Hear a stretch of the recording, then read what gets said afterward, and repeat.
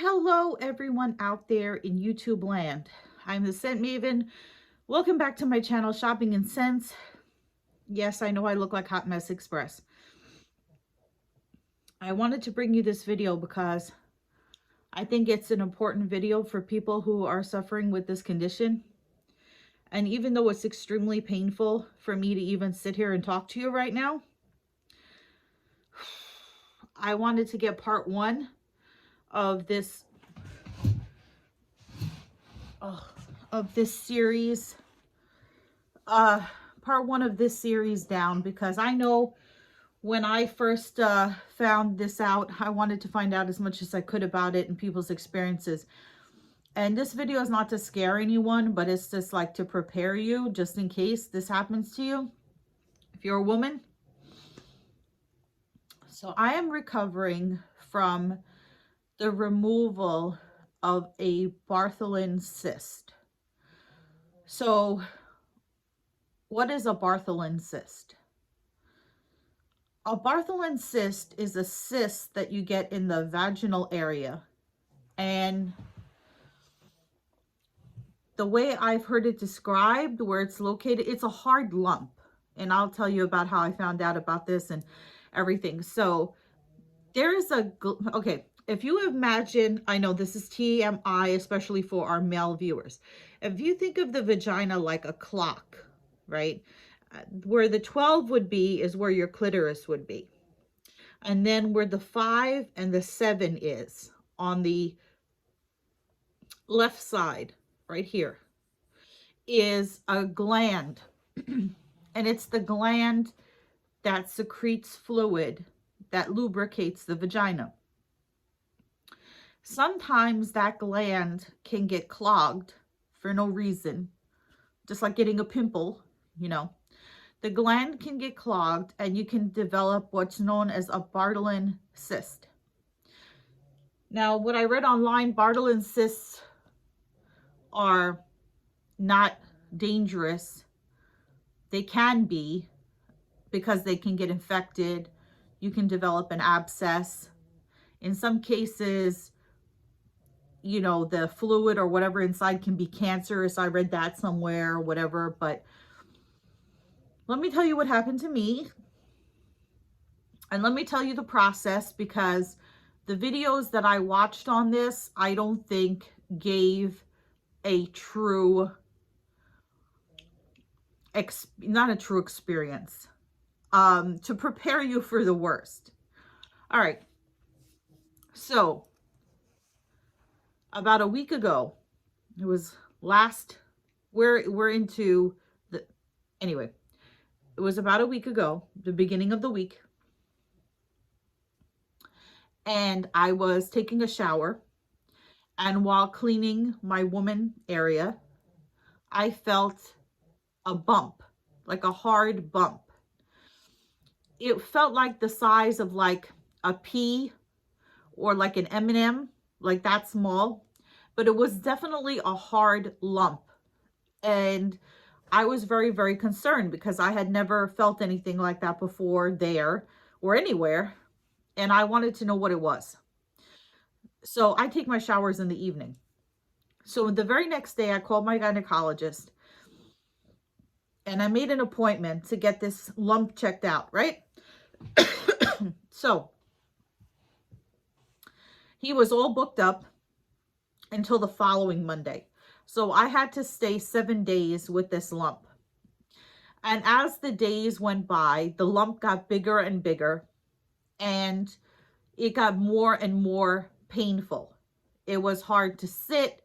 It was hard to move. It was really annoying. And it went from the size of a pea to like the size of like bigger than a $50, like this big. And it's hard, but it's also, you find out later, it's filled with fluid, right? But it doesn't feel like it's filled with fluid. It feels like a rock, right? So anyway, I finally get to the doctor. And I thought he was going to tell me it was a cyst, and he was going to give me mild anesthetic, and he was going to drain it, and everything was going to be fine, and I would feel immediate relief. Because those are the stories that I had heard and seen online. People went to their doctor, they were given a mild anesthesia, and it was an in-office procedure, and a needle was put into the cyst and it was drained, and immediate relief was felt, and the person went on their merry way. That is not what happened to me. My gynecologist, who has been a gynecologist for over 30 years, told me that he does not dissect cysts.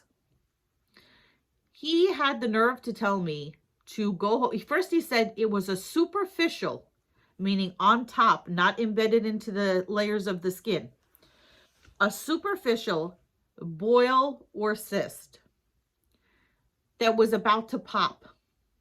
So he told me to go home and either go home and apply warm compresses and pop it myself, and he would give me antibiotics,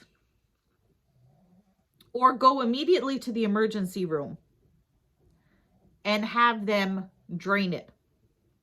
Now, I don't know of how flexible you are,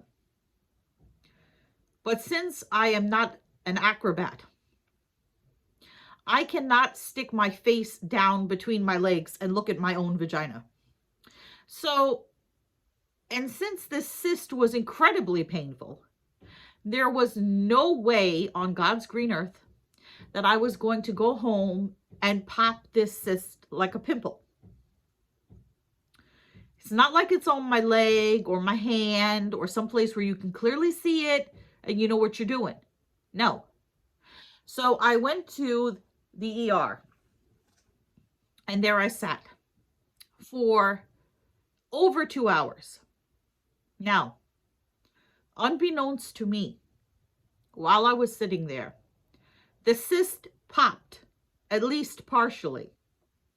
And I knew this because when I went from the initial waiting area into the actual emergency room where they have the beds and stuff, and the nurse asked me for a urine sample, which I will get to the fun of that.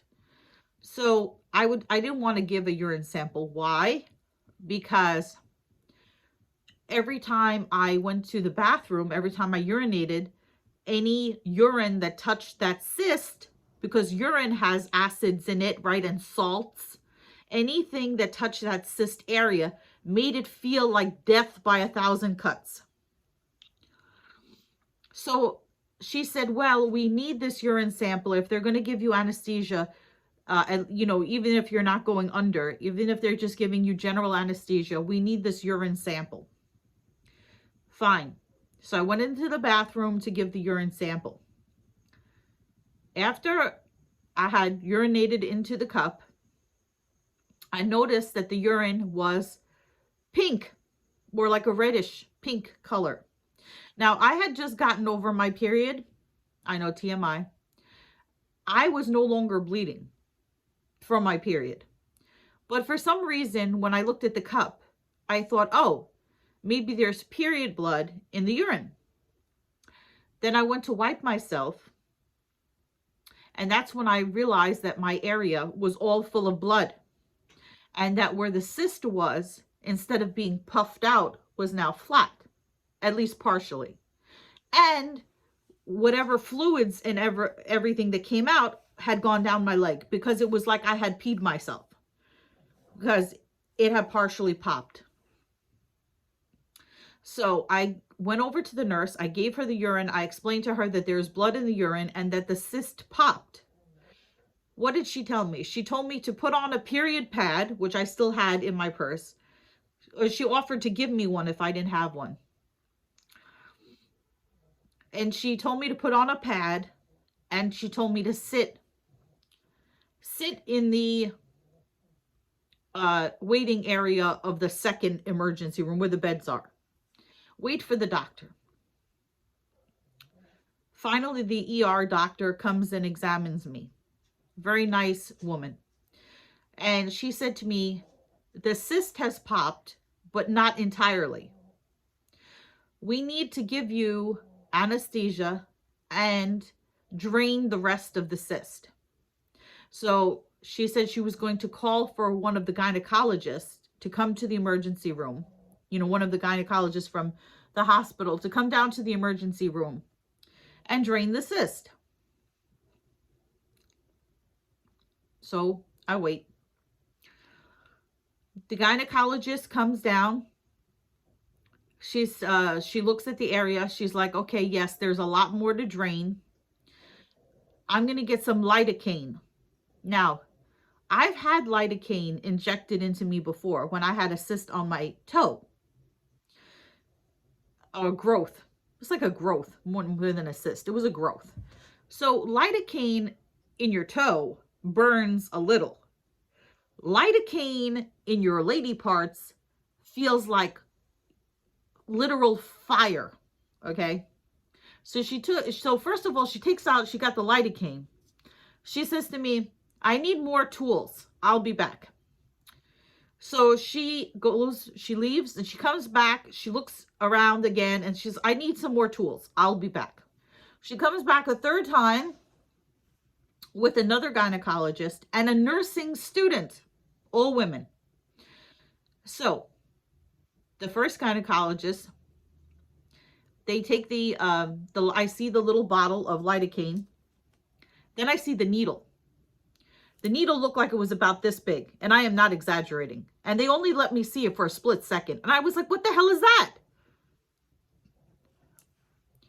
She goes, oh, the needle looks a lot bigger than it actually is. So, looked like a turkey baster. They injected me with the lidocaine for 30 seconds. That's how long the woman told me it had to be injected. You know how long 30 seconds is? They injected me with the lidocaine. It was like pure, can't even say it, pure fire, right? So a stabbing pain from being injected and then spreading of fire. I had a feeling that I was going to be in a lot of pain.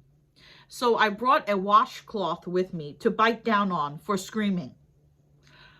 And it's a good thing I did, because I screamed biting down on that towel for the entire time they injected the lidocaine.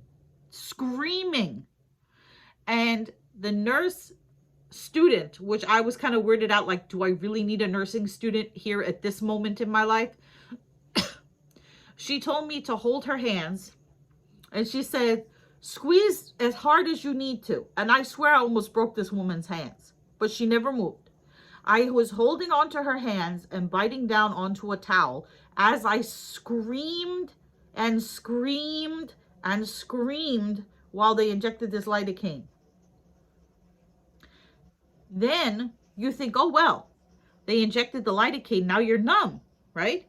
You're numb and they'll be able to drain the cyst. No. The lidocaine, I don't know what it numbed, but it didn't numb me. They tell me, oh, you won't feel anything. You'll just feel a mild pressure as we, squeeze out the rest of the contents of the cyst. It felt like death by 1,000 cuts. It really did. So they squeezed out, and keep in mind, screaming the whole time, holding on to this woman's hands, crushing them. They squeezed out the rest of whatever was in the cyst, which seemed like a gallon of stuff. And I think I'll put in the thumbnail. You'll be able to see some of the blood. Now, keep in mind, the picture that I'm going to put in the thumbnail, that was after it had already popped and bled. And this was they're cutting into it to get the remainder out. So this was remaining blood. And what you can't see in the picture is the clear fluid that came out along with it. So after they drained everything out of the cyst, more fun, they inserted a catheter. Not a catheter that you urinate through. Not a urinary catheter. Because keep in mind, so here's your vagina. Here's your opening of your vagina, right? The cyst is here. So you would be peeing out of here. So here's the cyst. They put I can't see it, but I've seen pictures of it. They put in a catheter. It's like a little balloon to keep the cyst open, and it has a little cap. It looks like a little plastic cap that hangs out of it. It's like I should insert a picture. I will insert a picture here.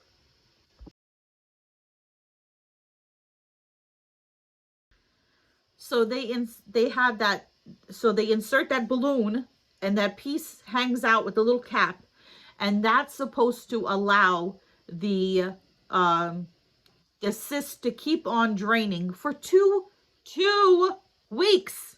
2 weeks. So you have to be now keep in mind, your area is tender, extremely tender, painfully tender. That coughing, walking, sitting, sneezing, driving is horrible pain. And now you're sitting, every time you move, you're sitting on this plastic cap. Okay?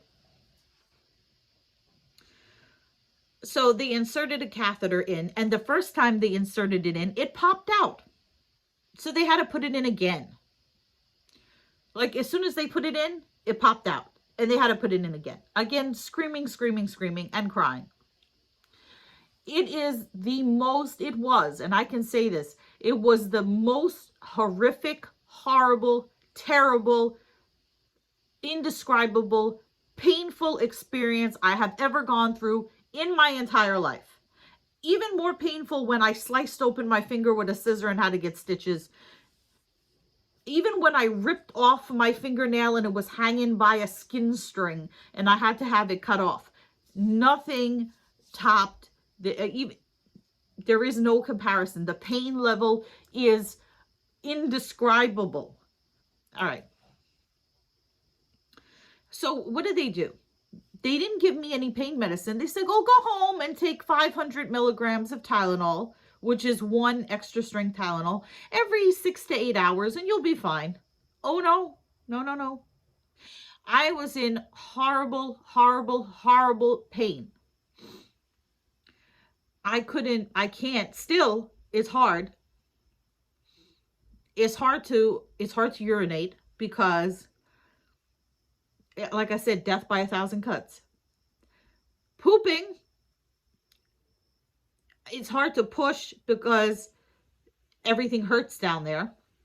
I guess I've never had a baby, but I'm guessing women, and they've told me that women, after they've had a baby, their lady parts are sore and all, tenderized like that. Which makes me glad that I've never had a baby. But anyway, what happened after this? So I had to go back the next day for them to give me pain medicine. Now, originally, the ER doctor wanted to give me Percocet or oxycodone. But I told her, I said, I don't want anything that's going to make me loopy or, weird or anything. She said, well, we're going to have the gynecologist come down and see you again. So it turned out it was the same woman from the day before. And I told her to let me get my towel from my bag. And she said, oh, no screaming today. I said, if you're touching that area, I want my towel. So she looked and she said, it's less red today than it was yesterday. And the catheter is still in place. Because I kept thinking, what if something gets caught on this catheter thing that's hanging out of my woman area? What if it gets caught on my clothes? What if it gets caught while I'm wiping myself? What if it gets caught while I'm in the shower? So she said, no, the catheter is in place. Everything looks fine. And they put me on this pain regimen. They told me, she says, she tells me, we're going to tell you to take Tylenol and ibuprofen. So 1,000 milligrams of Tylenol every 3 hours. And then 600 milligrams of ibuprofen. And then 1,000 milligrams of Tylenol, and then 600 of ibuprofen. So you're taking the Tylenol every 6 hours and the ibuprofen every 6 hours, but you're alternating in between. And you have to set an alarm because you have to do it in the middle of the night. You cannot, you have to wake up in the middle of the night, every 3 hours, every 3 hours, every 3 hours. Now, is it working? It's slightly better, but it's still extremely painful. So, ow. What else can I tell you? So, yeah. And then, what else did they say? And the thing is, this cyst was not even infected. It was not infected. It was not, there was no abscess, and I went through this amount of pain. Oh, so then I said to her, when she told me about this Tylenol ibuprofen combo, I was like, what about the Percocet and the oxycodone that they offered me? And she was like, well, they said you refused it. And I was like, no, I did not refuse it. I told them that I wanted to speak to the gynecologist first before I decided which one was right to take. And then they said to me, well, we don't prescribe those long term, I guess because people get addicted to them or whatever. She's like, we could give you one while you're in the hospital, but then you go home on this Tylenol ibuprofen regimen, and if you take the oxycodone or the Percocet, you can't drive. So I had driven myself to the hospital, so I couldn't take the oxycodone or the Percocet. If you hear steam, that's steam coming up from my radiator. So they sent me home. Oh, and then they told me to do a sitz bath, S-I-T-Z, sitz bath 3 times a day for 20 minutes. And they said to get this thing called a perinatal bottle, which is like a plastic bottle with, it's like this. It's a plastic bottle with a spout like this. And you're supposed to fill it with warm water. And she told me, when you go to the bathroom and you're urinating, spray this into on your vagina while you're urinating to dilute the urine so that it doesn't burn where the cyst was. And then also for cleaning in the shower, I do not have the good fortune in my 1950s style apartment that I live in now to have a detachable shower head. I have a regular shower head. So what do I have to do? I have to fill up a bottle like this. Actually, this kind of bottle, because I was never able to find the perinatal bottle because they only sell it in hospital supply places, and I can barely drive a block, never mind to a hospital supply store. And my boyfriend tried looking for it, but he couldn't find it either. So I have to fill up a bottle like this. I take this cap. I'll show you one. I'll show you the one that I use. The problem with this is, if you the perinatal bottle, when you squeeze it, it goes back into its shape, I assume. When you squeeze a water bottle, it does this. So I took the cap off like this. I'm going to toss this. This is like use once and then toss. So I filled this up with warm water and I washed that area. I was able to wash that area. Let me tell you, that was a job in itself.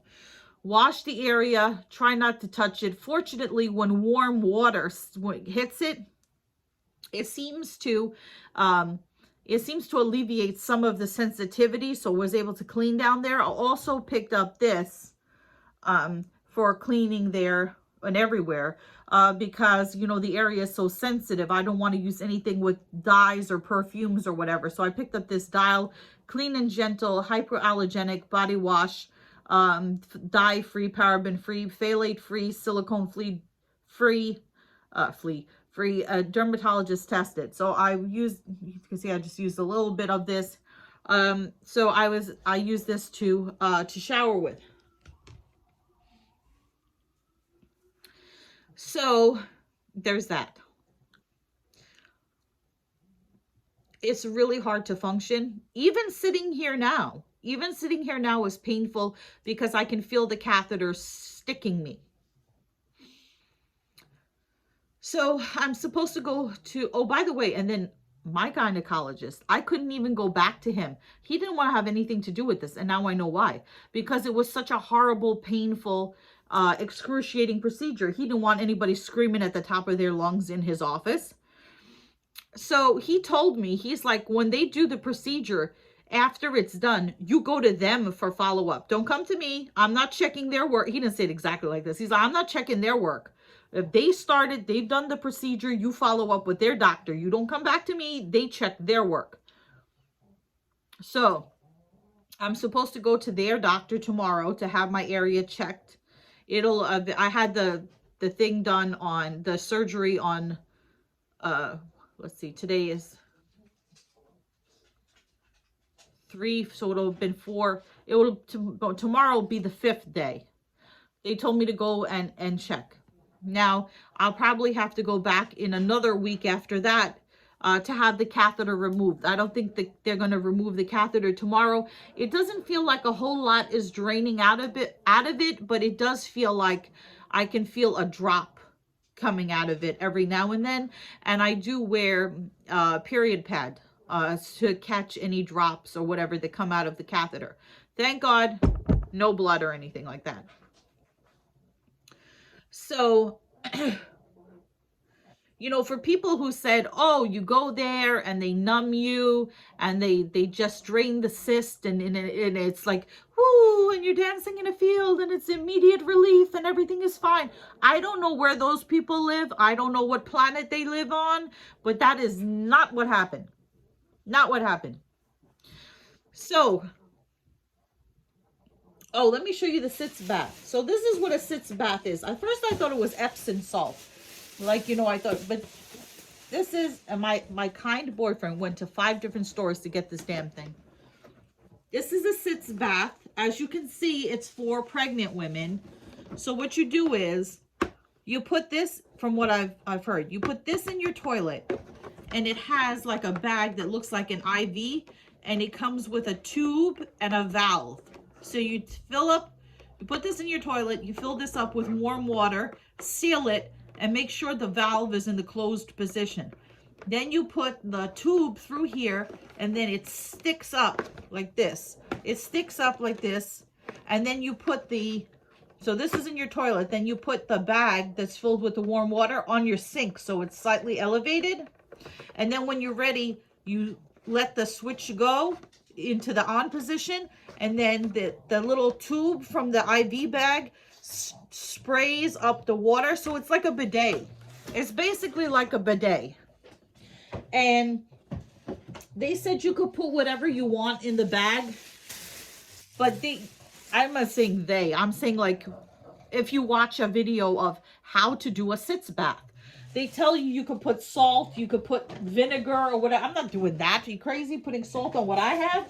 No, I think that's probably for some other kind of wound, but not for me. And this was $15.99. So I'm supposed to do that. So that is that was my experience with the Bartholin's cyst, and I will, or Bartholin's cyst, and I will come back and I will do a part 2 to let you know about the catheter removal and what happens with that, whether they just, you know, they can't put a Band-Aid on it. I don't know if they're gonna, I don't think they'll stitch it or whatever. I don't know what happens. I don't know what happens when they take the catheter out, and I don't know how painful it is when they take the catheter out. And all I can tell you is that for something that is supposed to be so, first of all, God is good all the time. And thank the good Lord that it wasn't cancer, it wasn't infected, it wasn't an abscess or anything like that. But the pain for something that is like the equivalent of a giant pimple, the pain is unbelievable. And I've read, just like a pimple, it can come back for no reason. I've heard people say that you can take turmeric or some kind of supplement or something to prevent it from coming back. I can't go through this again. It's hard to function. It's impossible to function like this.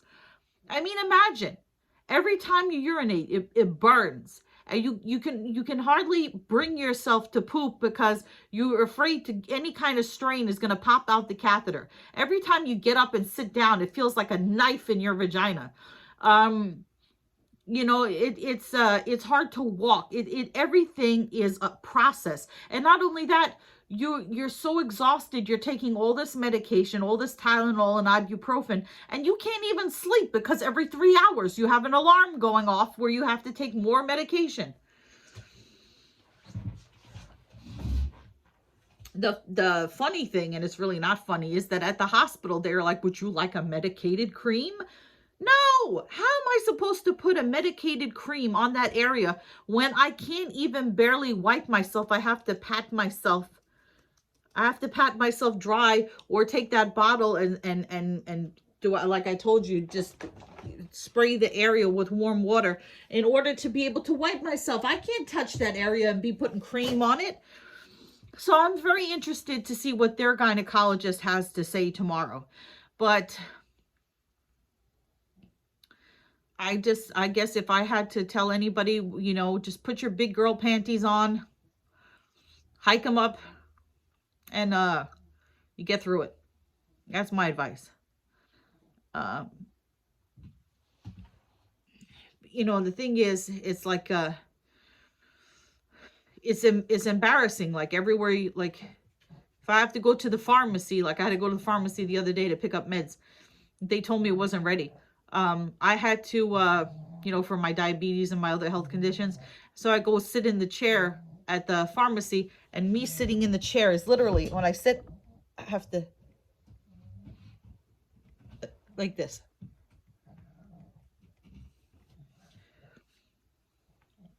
And even then, every time it still hurts. I feel that catheter sticking me. So that's going to be the end of this video.